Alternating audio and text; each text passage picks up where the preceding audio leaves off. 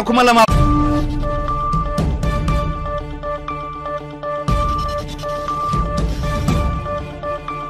kabajamtoota fi dhaggeeffattoota hordoftoota raadiyoo Daandiyaa. Assalamu alaykum wa rahmatullahi wa barakatuh. Oduuwwan keenya guyyaadhaa akka lakkoofsa biyya keenyatti Gurraandhala 26 bara 2010 guyyaa wiixataa guyyaadhaa qabannee dhiyaannee jira. Oduuwwan guyyaadhaa kan isiniif dubbisu ana obboleessa keessan Hamzaa Booranaatiin.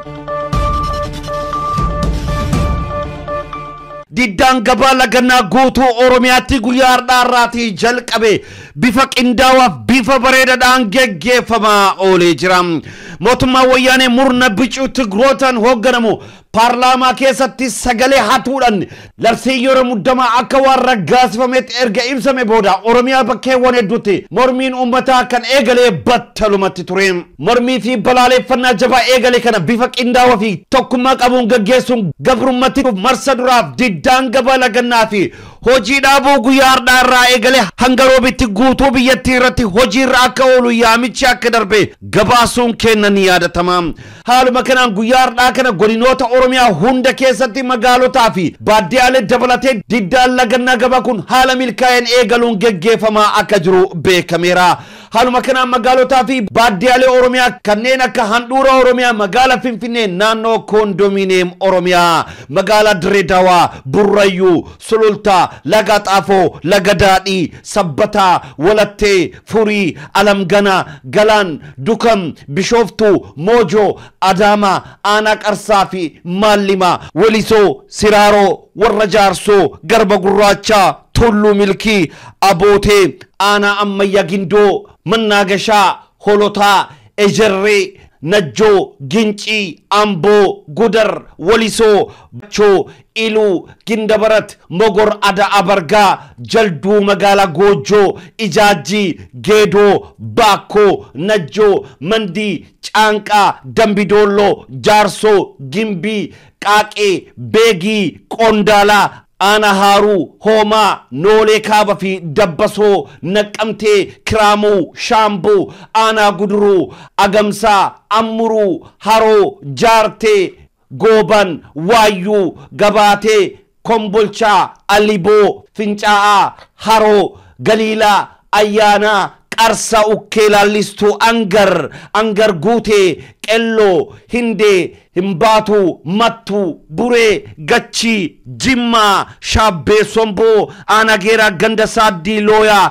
Aanaa Oomoo Naaddaa, Magaalaa Naaddaa, Noonnoo Sal'ee, Gooree, Aanaa Sokoruu, Magaalaa Qumbii, Kofalee, Dodolaa, Hasaasaa, Lokkee, Adaabbaa, Waabee, Iddoo, Gololcha, Roobee Garjeedaa, Shaashamannee, Nageellee Arsii, Bulbulaa, Baatu, Maqii, Bootee, Baalee Roobee, Gooroo, Dollo Sarboo, Jaarraa, Doobbii, Diinsaa, Alii, Gindhiir, Agarfaa, Qarsaa, Laangee, Awadaay, Harar, Haramaayaa, Kaarramiillee, Qobboo, Calanqoo, Harawaach, Cinaaksan, Mudhii Dawwee, Aanaa Fadiis, Gursum, Ana Midhaagaa Tola, Ana Hawwii Guddinaa, magaalota Bu'ii, Rimeetti, Abboonnaa, Daaroo Guddoo, Ciroo, Baabbilee, Hirnaa, Macharaa, Galamsoo, Baddeessaa, Mi'eessoo, Ana Gubbaa Qorichaa, magaalaa Kaammoonaa, Gola Odaa, Godina Booranaa, magaalaa Mooyalee, Yaabeelloo, Taltallee, Dirree, Hiddiirolaa, Ana Daawoo, magaalaa Buusaa, Ana Daarimuu, Laga Hiddii, Godina Gujii, magaalaa Nageellee Booranaa fi magaalotaa fi baadiyaalee Oromiyaa hunda keessatti diddaan Lagannaa Gabaa haala bareedaan geggeeffamaa akka oole beekameera. Godina Bunoo Beddellee magaalota hunda keessatti bifa jedhamuudhaan mormiin geggeeffamaa oolee jira. Bifa wal fakkaatuudhaan godinaalee fi magaalaaleen nuti maqaadhaan hin waamin hedduun mormii guyyaa har'aa keessatti hirmaannaa akkaan cimaa agarsiisaa oolaniiru. Magaalaa Qilxuu Karraa keessatti si uummanni qabsoo hadhaa geggeessaa kan jiruu fi agaazonni magaaleetti keessa hamma nyaata dhabanii rakkatanii uummata kadhachuutti akka seenanis maddeenni keenya naannicharraa dubbifne nuuf gabaasaniiru. Diddaa lagannaa gabaa kanaan wal qabatee gabaan gurguddaa Oromiyaa bakkeewwan hedduu keessatti dhaabbachaa ture. Guyyaa har'aa osoo hin dhaabbatin akka oole beekameera. Kun osoo kanaan jiru diddaa lagannaa gabaa kana hordofuun humni agaazii wayyaanee bakkeewwan garaagaraatti uummata Oromoo irratti dhukaasaban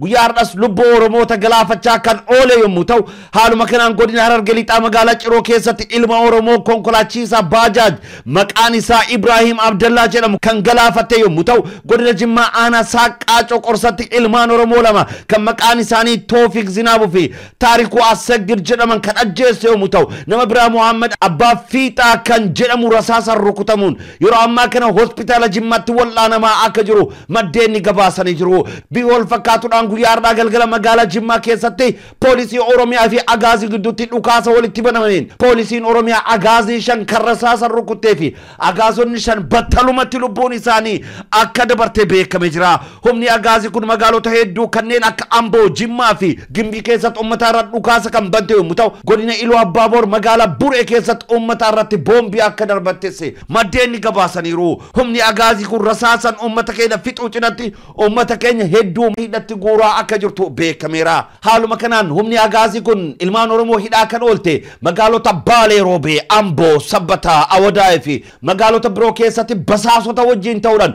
uummata hidhaa kan jirtu yommuu ta'u, magaalaa Gincii keessatti uummanni ilmi isaa Abdii Toleeraa kan kaleessa agaaziin ajjeefame akka hin awwaalamne dhorkuu ishii fi namni awwaaluu qabu nama 4 qofa jechuun sirna awwaalcha irraa uummata akka dhorkite maddeenni gabaasaniiru. Walumaa galatti guyyaa har'aa Oromiyaa magaalota hedduu keessatti hidhaan cimee itti fufee kan oole yommuu ta'u, maqaan namoota bakkeewwan garaagaraa irraa hidhamanii muraasa akka armaan gaditti qindeessinee isiniif qabannee dhiyaanneerra. Tokkoffaa Gidaamuu Matakkaa Amboorraa, lammaffaa Hirphaa mana suuraa hojjetaa Amboorraati, sadaffaa Minnitee hojjeta garaajaa magaalaa Amboorraa, afuraffaa Milkeessaa Margaa kaaffee kan qabu magaalaa Amboo, shanaffaa Abba Gadaa Baddeessaa barataa magaalaa Amboorraa, ja'affaa Hindi Shankarraa Shaashamanneerraa, torbaffaa Bilisummaa Nugusee Shaashamanneerraa, saddeetaffaa Gaabitaa Boonsaa magaalaa Shaashamanneerraa, sagalaffaa Diimaa Aagaa miseensa poolisii Oromiyaa magaalaa Mooyyaleerraa, kudhanaffaa Jaldeessa Abduubaa hojjeta mootummaa magaalaa Mooyyalee,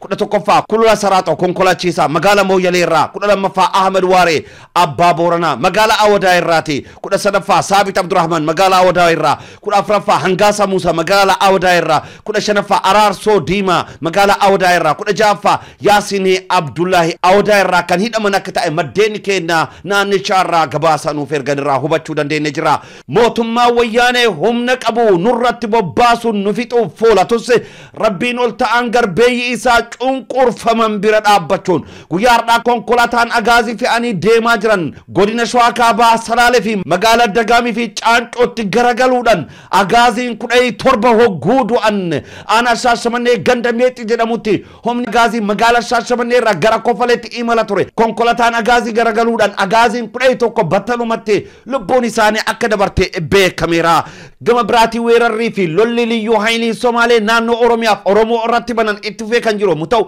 guyyaa kaleessaa godina Harargee Bahaa aanaa Cinaaksan ganda Gololchaa irratti lola banuun lubbuu ilma Oromoo lama kan Ali Ahmed Abdii fi Ali Hassan Badri jedhaman kan galaafatan yommuu ta'u, ilma Oromoo Muhammad Badee jedhamu ammoo akka madeessan maddeenni gabaasanii jiru. Bifa wal fakkaatuudhaan humnoonni badii mootummaa Abbaa Irree agaaziin komaand poostii da'oo godhachuudhaan kutaalee Oromiyaa hunda unkuraa jiran guyyaa kaleessaa magaalaa Mandii keessatti barsiisaa afuura mana amantaa keessatti barsiisaa jiru kallattiidhaan dhukaasa irratti banuudhaan akka ajjeese beekamee jira. Haaluma waliigalaatiin mormiin gabaa lagannaa guyyoota 3 wal faana waamame guyyaa har'aa guyyaa jalqaba isatti bifa boonsaaf dinqisiisa ta'een qeerroon tarsiimoof naamusaan masakamuudhaan kutaalee Oromiyaa hunda keessatti bifa bareeda ta'een kan gaggeessaa oolan yommuu ta'u, mormiin kun guyyaa borisii magaalaleen ittiin hirmaatin itti dabalamuudhaan cimee kan itti fufu akka ta'e ni eegama. Magaalota hedduu keessatti poolisiin Oromiyaa uummata keenya oliidhaan aantummaa saba isaaniidhaaf qaban saba isaanii cina dhaabbachuudhaan agarsiisaniif hedduu galatooma jecha poolisoonni Oromiyaa magaalota adda addaa keessatti fakkeenyaa fi magaalota akka Asallaa keessatti qeerroowwan adamsaa hidhaa turtan hojii badaa kanarraa akka dhaabbattan asumaan dhaamsa keenya dabarsina. qeerroon Oromiyaa bifa bareeda ta'eedhaan poolisii naannoo Oromiyaa wajjin akkasumas haaluma walii galaatti naamusa bareeda isaa kana qabatee guyyoottan lamaan hafan kanas dhiibbaa barbaachisu hunda uumuudhaan qabsoo isaanii finiinsanii akka itti fufan asumaan dhaamsa keenya dabarfanna. Kabajamtoota fi dhaggeeffattoota hordoftoota maatii waan raadiyoo daandii haqaa oduuwwan keenya guyyaa har'aaf qabannee dhiyaanne kana fakkaatu qophiiwwan keenya hafan wajjin tormaata gaarii.